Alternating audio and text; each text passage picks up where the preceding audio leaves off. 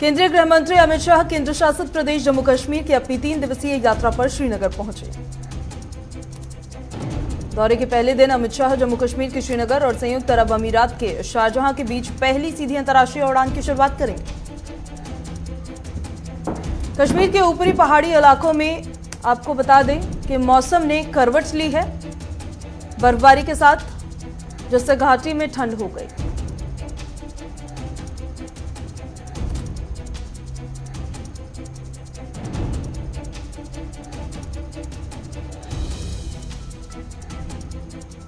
कश्मीर के पहाड़ी इलाकों में भारी बर्फबारी और मैदानी इलाकों में भी भारी बारिश के साथ हल्की बर्फबारी होने की संभावना है। उत्तर प्रदेश विधानसभा चुनाव को लेकर कांग्रेस की अहम बैठक आज दिल्ली में होने जा रही है। कांग्रेस के अंतरिम अध्यक्ष सोनिया गांधी की अगुवाई में ये बैठक होगी। सोनिया गांधी के आवास पर होने वाली बैठक में कांग्रेस के पूर्व राष्ट्रीय अध्यक्ष राहुल गांधी और कांग्रेस के महासचिव और यूपी के प्रभारी प्रियंका गांधी वाड्रा शामिल हो सकते हैं। प्रधानमंत्री नरेंद्र मोदी ने आज आत्मनिर्भर भारत स्वयंपूर्ण गोवा कार्यक्रम के लाभार्थियों और हितधारकों के साथ बातचीत की। यह कार्यक्रम वीडियो कॉन्फ्रेंसिंग के जरिए किया गया। इस कार्यक्रम में गोवा के मुख्यमंत्री प्रमोद सावंत भी मौजूद रहे।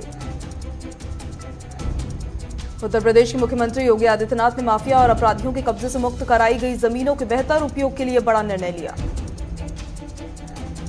इन जमीनों पर अब सरकार गरीबों के छत के सपने को पूरा करने की नींव रखेगी। सीएम योगी ने कब्जा मुक्त कराई गई भूमि पर गरीबों के लिए मकान बनाने के निर्देश दिए। कैप्टन अमरिंदर सिंह द्वारा नवजोत सिंह सिद्धू के पाकिस्तान कनेक्शन पर सवाल उठाने पर कांग्रेस नेताओं ने उन्हें पाकिस्तानी मित्र अरसुआ आलम का मुद्दा उठा दिया। इससे पंजाब की सियासत पर अरसुआ आलम को लेकर बवाल मच गया। पंजाब के गृह मंत्री सुखजिंदर सिंह रंधावा ने तो अरुणा आलम के आईएसआईएस से संबंधों की जांच के आदेश दिए। उत्तर प्रदेश में कुछ महीनों में विधानसभा चुनाव होने हैं। इससे पहले राज्य में सियासी सरगर्मियां तेज हो गई है। राज्य में सभी सियासी दल समाज के वर्गों को साधने में जुट गए हैं। वहीं एआईएमआईएम के प्रमुख असुद्दीन ओवैसी ने छोटे दलों के साथ मिलकर भागीदारी मोर्चा का गठन किया। आज उनके हापुड़ जेल के किठौर कस्बे में रैली होने जा रही है। पंजाब के कृषि मंत्री रणदीप सिंह नाभा ने लखीमपुर खीरी हिंसा के मारे गए 4 किसानों और पत्रकार के परिवारों के सदस्यों को 50-50 लाख रुपए के चेक दिए। उन्होंने कहा कि पंजाब सरकार ने हमेशा काले कृषि कानूनों के खिलाफ किसानों के आंदोलन का समर्थन किया है और वो किसान समुदाय के साथ खड़ी है। हरियाणा के मुख्यमंत्री मनोहर लाल खट्टर की सुरक्षा को लेकर राज्य के मुख्य सचिव विजय वर्धन ने चिंता जताई। गृह सचिव ने पुलिस और सीआईडी सहित 7 अधिकारियों को पत्र लिखा, जिसमें कहा गया कि राष्ट्र विरोधी तत्वों से मुख्यमंत्री को खतरा है। उत्तर प्रदेश के अलग अलग जिलों में पिछले दिनों हुई बारिश से बर्बाद हुई फसलों का आकलन पूरा हो चुका है। प्रदेश में करीबन 2,35,000 किसानों की फसलों का नुकसान हुआ है। प्रदेश सरकार ने इन किसानों को लगभग 77 करोड़ 88 लाख रुपए जारी कर जल्द से जल्द किसानों को मुआवजा देने के निर्देश दिए हैं। बिहार के सीएम ने आपदा प्रबंधन विभाग, जल संसाधन विभाग एवं कृषि विभाग के साथ पिछले 2 दिनों में वर्षा के कारण उत्पन्न स्थिति की समीक्षा एवं फसल क्षति के संबंध में जानकारी ली। समीक्षा के दौरान मुख्यमंत्री नीतीश कुमार को मिली जानकारी की रिपोर्ट को लेकर हुई फसल क्षति का आकलन किया गया और उन्हें मुआवजा दिया जाएगा, ये कहा गया। केंद्रीय पर्यावरण, वन और जलवायु परिवर्तन मंत्री भूपेंद्र यादव ने दिल्ली में यूके की विदेश मंत्री एलिजाबेथ ट्रस के साथ द्विपक्षीय बैठक की। यूके की विदेश मंत्री एलिजाबेथ ट्रस के साथ बैठक में आपको जानकारी दे दें कि COP26 यूके COP26 पहल और भारत यूके रोड मैप, द्विपक्षीय सहयोग, जलवायु परिवर्तन पर राष्ट्रमंडल घोषणा और कई महत्वपूर्ण मामलों पर चर्चा की गई। उत्तराखंड के उत्तरकाशी जिले के हर्षिल के लमखागा के पास 18 अक्टूबर को बर्फबारी और खराब मौसम के कारण 17 पर्यटकों और पोर्टर्स और गाइड सहित 17 ट्रैकर्स रास्ता भटक गए, जिसके बाद से ही वायुसेना की तरफ से बड़े पैमाने पर बचाव अभियान चलाया जा रहा है। अब तक सेना को बचाव अभियान के दौरान 11 शव बरामद हुए हैं। दिल्ली के लोग एक बार फिर से बारिश होने के आसार अब यहां पर जताते हुए नजर आ रहे हैं। आईएमडी के अनुसार दिल्ली में 23-24 अक्टूबर को फिर से बारिश हो सकती है। बारिश दिल्ली के कई इलाकों में हल्के से मध्यम रहने के आसार हैं। बारिश का दौर फिर से शुरू होने वाला है, जिससे ठंड में इजाफा होगा। देश भर से आज कोरोना संक्रमण के 16,326 नए मामले सामने आए हैं। देश में कोरोना वायरस के एक्टिव मरीजों की संख्या अब घटकर लगभग 1 लाख रह गई है। पिछले 24 घंटों में संक्रमण से 17,677 लोग ठीक भी हुए, जिसके बाद कोरोना से अब तक ठीक होने वालों की संख्या 3,33,32,126 हो गई। वहीं हरियाणा के पंचकुला में मुख्यमंत्री मनोहर लाल की घोषणा उन्होंने की। आपको बता दें कि पंचकुला में आयोजित सुपर 100 कार्यक्रम के तहत सिविल सेवा परीक्षा 2020 और जेईई एडवांस परीक्षा 2021 के उत्तीर्ण छात्रों को सम्मानित किया गया। राजस्थान के बीकानेर में सचिव के कमरे में बंद होकर ठेकेदार ने आत्महत्या की धमकी दी। पेमेंट न मिलने पर फांसी दे रहा था और धमकी पुलिस ने ठेकेदार को गिरफ्तार किया। राजस्थान के त्योहारों के सीजन को देखते हुए मिलावटी खाद्य वस्तुओं की बिक्री रोकने को लेकर स्वास्थ्य विभाग की ओर से कार्रवाई की जा रही है। खाद्य सुरक्षा अधिकारी ने खाद्य पदार्थ बेचने वाले दुकानदार और मिष्ठान भंडार का आकस्मिक निरीक्षण किया है। राजस्थान के नागौर में 7 साल की बच्ची के साथ दुष्कर्म के बाद हत्या का मामला सामने आया, जिसके बाद न्यायालय में मेड़ता पॉस्को कोर्ट में आरोपी की सुनवाई वहां पर की गई और फांसी की सजा सुनाई गई। राजस्थान के पाली में अस्पताल कार्यरत डॉक्टर और चिकित्सा कर्मियों को कोरोना वैक्सीन को 100 करोड़ का लक्ष्य हासिल करने पर सामाजिक संगठन के लोगों ने उनका सम्मान किया। राजस्थान के भीनमाल में पुलिस ने कार्रवाई करते हुए 55 लीटर अवैध हथकड़ी शराब के साथ एक आरोपी गिरफ्तार किया। एसपी के निर्देशन में अवैध हथकड़ शराब के विरुद्ध अभियान चलाया गया। राजस्थान के बीकानेर में जिला कलेक्ट्रेट ने प्रशासन गांवों के साथ आयोजित शिविर का अवलोकन किया। वरिष्ठ अधिकारी गांव-गांव पहुंचकर ग्रामीणों के लंबित कार्यों का निस्तारण कर रहे हैं।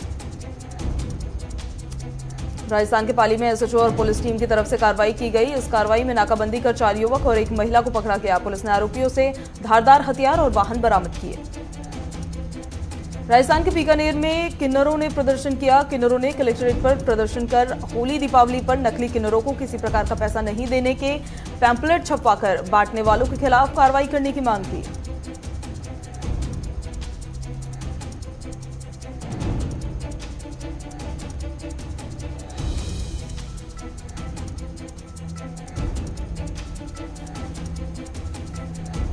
राजस्थान के बीकानेर में राष्ट्रीय वाल्मीकि क्रांतिकारी मोर्चा का प्रदेश स्तरीय सम्मेलन होने जा रहा है। इस मौके पर मुख्यमंत्री ने घोषणा की कि वाल्मीकि कल्याण आयोग भी बनाएंगे।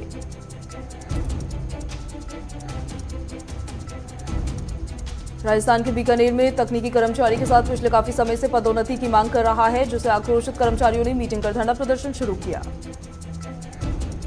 राजस्थान के बीकानेर में अचानक जमीन धंस गई। जमीन धंसा देख ग्रामीणों ने हड़कंप वहां पर उनमें बच गया। सूचना मिलने पर पहुंची पुलिस ने खेत के चारों ओर ताराबंदी कर दी और उच्च अधिकारियों को सूचना दी।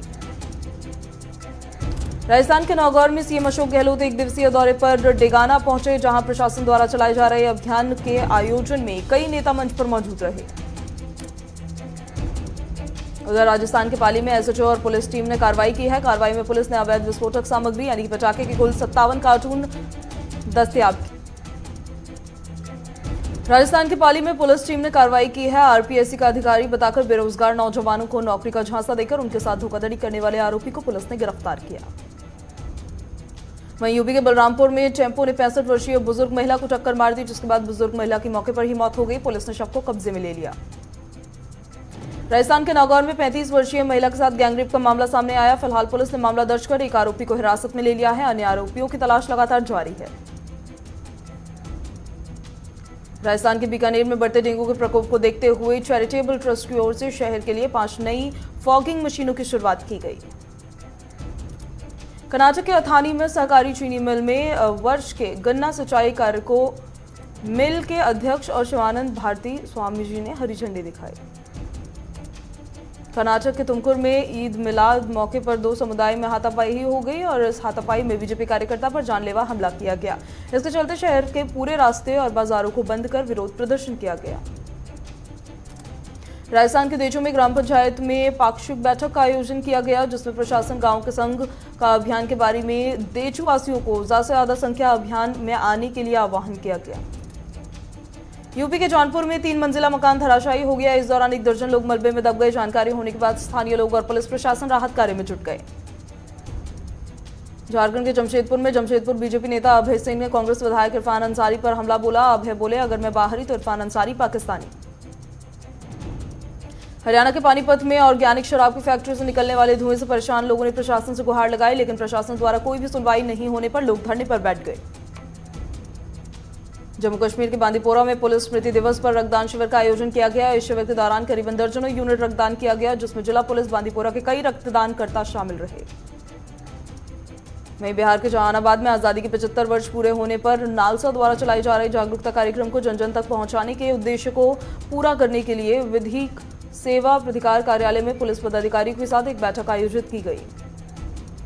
बिहार के बेतिया में पहली बार कवि महर्षि वाल्मीकि की जयंती को धूमधाम से मनाया गया, जिसका पूरा श्रेय वाल्मीकि प्रेस क्लब के सदस्यों की मेहनत को जाता है, जिन्होंने युवाओं के बीच महर्षि वाल्मीकि को याद कर उनकी यादें ताज़ा कर दी। राजस्थान के पाली में फर्जी सीबीआई इंस्पेक्टर को आरपीएफ पुलिस ने गिरफ्तार कर लिया। फर्जी सीबीआई इंस्पेक्टर रेलवे स्टेशन पर मास्क नहीं लगाने पर यात्रियों से वसूल रहा था जुर्माना। वहीं राजस्थान के जालौर में पुलिस ने बड़ी कार्रवाई की है। इस कार्रवाई में पुलिस ने 500 के जाली नोट्स के साथ 3 आरोपियों को गिरफ्तार किया है। आरोपियों के पास से 46,000 रुपए के साथ साथ जाली नोट और एक वाहन भी जब्त किया गया। बिहार के जहानाबाद में स्कूली बच्चों की तरफ से साइकिल रैली के माध्यम से लोगों को जागरूक करने का अभियान चलाया जा रहा है।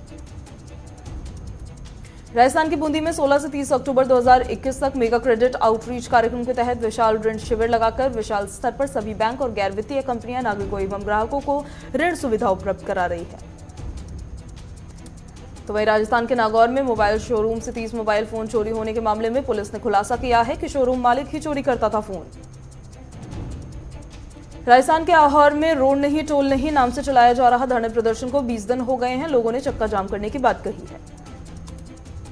वहीं राजस्थान के जोधपुर में खेजड़ली रेस्क्यू सेंटर में गलघोटू बीमारी से हिरण और नीलगाय के बच्चों की मौत हो गई। अधिकारी चिकित्सक को सूचना दी तो मौके पर पहुंचकर वन्यजीव के लिए टीके लगाए गए और उनकी जांच की गई।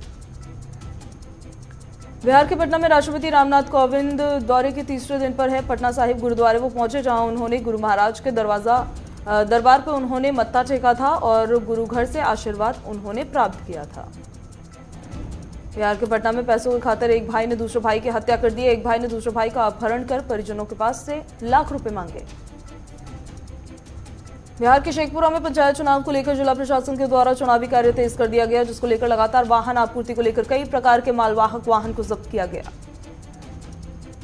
बिहार के मुजफ्फरपुर में टीकाकरण को लेकर डीएम ने संबंधित अधिकारियों के साथ घर हो या ऑफिस, फैक्ट्री हो या बगीचा, हर जरूरत को पूरा करे ड्यूरेबल पाइप्स और फिटिंग्स। पाइप मतलब ड्यूरेबल पाइप।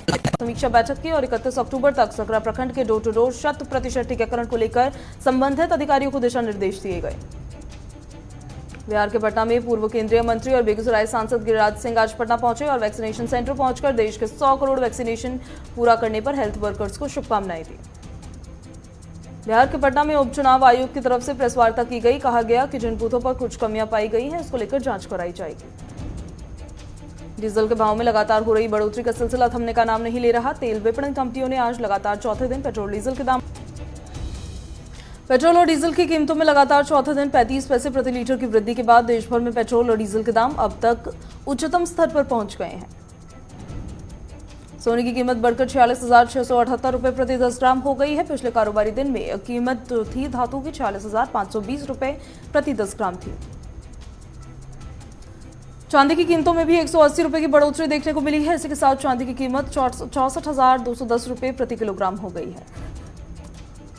ईस्टर्न रेलवे ने कहा है कि 23 अक्टूबर की रात आपको जानकारी दे दें कि लगभग रात को 11:45 से 24 अक्टूबर की सुबह 5 बजे तक पैसेंजर रिजर्वेशन सिस्टम काम नहीं करेगा।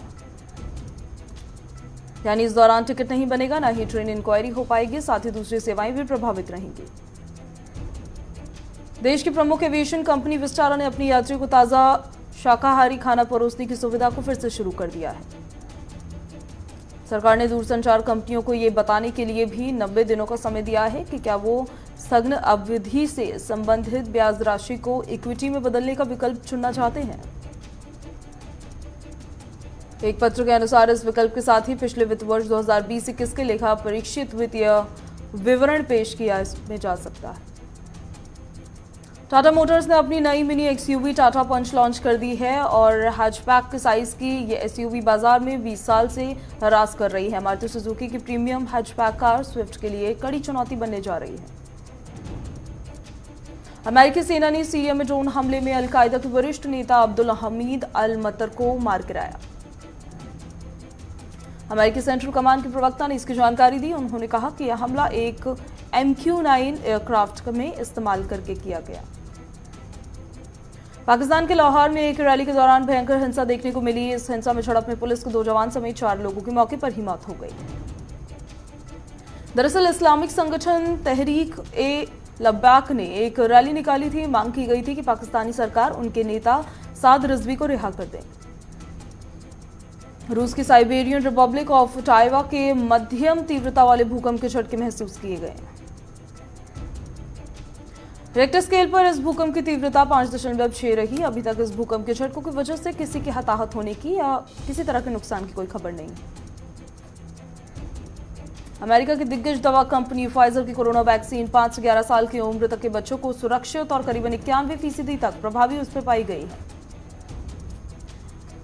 अगर नियामक की तरफ से वैक्सीन को मंजूरी मिल जाती है तो बच्चों का टीकाकरण नवंबर के प्रारंभ से ही शुरू हो सकता है। ऐसे में क्रिसमस तक कुछ बच्चों का पूर्ण टीकाकरण भी हो सकता है। अमेरिका ने अपने यहां कोरोना वायरस के डेल्टा वेरिएंट से बचाव के लिए तेजी से कोविड-19 की बूस्टर डोज लगाने का निर्णय लिया।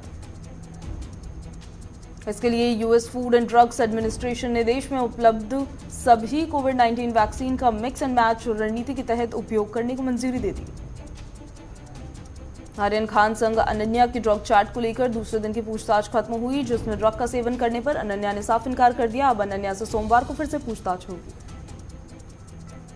बॉलीवुड एक्टर सलमान खान की फिल्म अंतिम द फाइनल ट्रुथ का नया पोस्टर रिलीज किया गया है। इस फिल्म में सलमान और आयुष शर्मा मुख्य भूमिका में नजर आएंगे। बॉलीवुड एक्टर शाहिद कपूर अपने परिवार के साथ वेकेशन मनाने के लिए मालदीव्स गए हुए हैं। कुछ दिन मालदीव्स में रिलैक्स करने के बाद शाहिद अपनी फैमिली के साथ मुंबई वापस आ गए। साउथ सुपरस्टार प्रभास आज अपना 42वां जन्मदिन मना रहे हैं। बाहुबली एक्टर ने कई सुपरहिट फिल्मों में काम किया है। प्रभास ने अपने करियर की शुरुआत साल 2002 में तेलुगु फिल्म ईश्वर से की थी। बॉलीवुड एक्टर मलाइका अरोड़ा आज अपना जन्मदिन मना रही है। मलाइका का जन्म 23 अक्टूबर 1973 को महाराष्ट्र में हुआ था। अपने करियर टीवी चैनल्स MTV में बतौर VJ उन्होंने अपना करियर शुरू किया था। T20 वर्ल्ड कप में आज से सुपर 12 राउंड के मुकाबले शुरू होने जा रहे हैं। ग्रुप 1 के पहले मैच में ऑस्ट्रेलिया का सामना साउथ अफ्रीका से होगा। मुकाबला दोपहर 3:30 पर अबू धाबी में शुरू होगा। दोनों की टीमें अब तक एक बार भी T20 वर्ल्ड कप नहीं जीत पाई है। T20 वर्ल्ड कप के आखिरी क्वालीफायर मैच में श्रीलंका ने नीदरलैंड को 8 विकेट से हरा दिया। क्वालीफायर मैचों में श्रीलंका की लगातार तीसरी जीत है। टॉस हारकर पहले खेलते हुए नीदरलैंड से शर्मनाक प्रदर्शन किया और पूरी टीम 10 ओवर के खेल में ही सिर्फ 44 के स्कोर पर सिमट गई। नीदरलैंड द्वारा बनाया गया 44 रनों का स्कोर T20 वर्ल्ड कप के इतिहास का दूसरा सबसे कम स्कोर रहा है। पहला 39 का स्कोर नीदरलैंड